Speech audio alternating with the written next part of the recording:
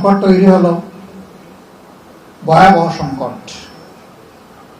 এই জ্বালানি সংকটের সময় আমরা লক্ষ্য করেছি একটা ফুয়েল পাম্প গিরে কিলোমিটারের পর কিলোমিটার সারি সারি গাড়ি এবং মোটরসাইকেল দাঁড়িয়ে আছে, সারাদিন চলে যাচ্ছে।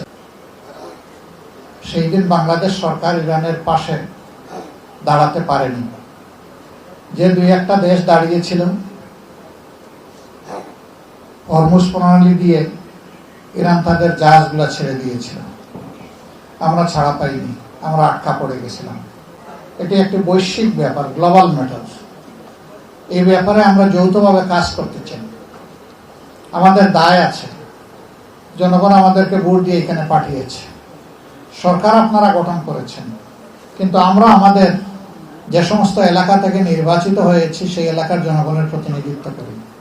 তাদের কাছে আমাদের জবাবদিহি আছে, কথা আমাদেরকে বলতে হবে, সংকট নিরসনে আমাদেরকে কাজ করতে হবে। আমরা সহযোগিতা করতে চাই, আমাদেরকে আলোচনার সুযোগ দেওয়া হোক। প্রথমে একটা নোটিশ দিলাম, তারা অনুরোধ করলেন যে এটা পরিবর্তন করে ওই ধারায় আসেন। গেলাম, ওই ধারায় গিয়ে আধা ঘন্টার জায়গায় 1.5-2 ঘন্টা আলোচনা হলো। আলোচনার পরে আমরা প্রস্তাব দিলাম সরকারি দল বিরোধী দল মিলে একটা সার্ভিলেন্স কমিটি হবে। এই কমিটি দেখবে যে আসলে যে সংকটটা এখন, এটাকে কৃত্রিম না এটাই স্বাভাবিক।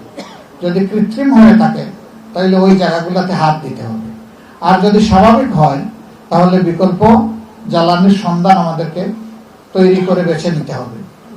আলহামদুলিল্লাহ, প্রধানমন্ত্রী পরের দিন এসে বললেন যে আমরা একমত, আমরা আমাদের পক্ষ থেকে 5 জনের নাম প্রস্তাব করছি বলে তিনি 5 জনের নাম প্রস্তাব করলেন।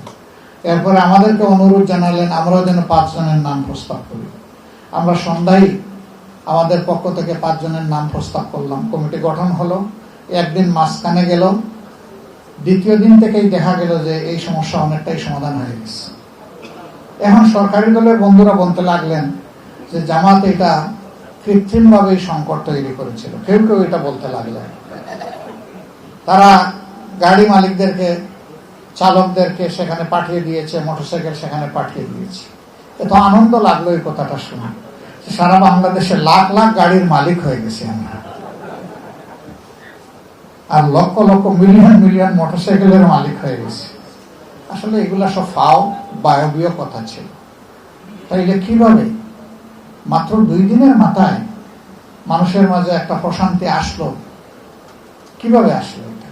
মানুষ যখন দেখেছে যে সরকারি দলের পাশাপাশি বিরোধী দলও সিরিয়াস এই সমস্যাটা নিয়ে, তখন মানুষের মনে একটা আস্থা এসেছে, চোররা আর তেল চুরি করতে পারবে না, তেল ডাকাতরা আর ডাকাতি করতে পারবে না, অবৈধ মজুদদাররা আর মজুদ করতে পারবে না, যারা প্রাইস টেম্পারিং করে দাম বাড়ায় তারা আর পারবে না। মানুষের মধ্যে আস্থা যখন ফিরে এসেছে, অটোমেটিক্যালি এই সমস্যার সমাধান হয়ে গেছে। এই মাথা হচ্ছে জাতীয় সংসদ, জাতীয় সংসদের 300 সদস্য। দেশে এই ঘটনাটা কি বার্তা দিচ্ছে দেশবাসীকে? এই ঘটনা বার্তা দিচ্ছে মাথা ঠিক হয়ে গেলে লেজ ঠিক হয়ে যাবে। তৈরি হয়েছিল যার কারণে বাংলাদেশের জাহাজগুলো আটকা পড়ে গিয়েছিল। ইরান হরমুজ প্রণালীর উপর পূর্ণ নিয়ন্ত্রণ আরোপ করেছিল। আমেরিকা এটা বদলানোর চেষ্টা করে সফল হয়নি, ব্যর্থ হয়েছিল। নিচের দিকে 5 ঘন্টা দাঁড়িয়ে থেকে কোন রকম একটু তেলের সন্ধান পাচ্ছে, তাও চাহিদা অনুযায়ী পর্যাপ্ত ছিল না। গাড়িগুলোর জন্য ছিল 2000 টাকার তেল, আর মোটরসাইকেল গুলার জন্য ছিল 150 থেকে 500 টাকার তেল। আমরা সংসদে এই বিষয়টা নিয়ে আলোচনা করার চেষ্টা করলে সরকারি দল প্রথমে কিছু ভয় পেল, তারা আলোচনা করতে দিবে না। এরপরে যখন আমরা শক্ত করে ধরলাম যে কোনো অবস্থাতেই আমরা ছাড় দেব না, আলোচনা হলো, আমরা প্রস্তাব দিলাম যে এই সমস্যাটা বাংলাদেশ সরকারের তৈরি নয়, এটি মূলত যুদ্ধের কারণে হয়েছে।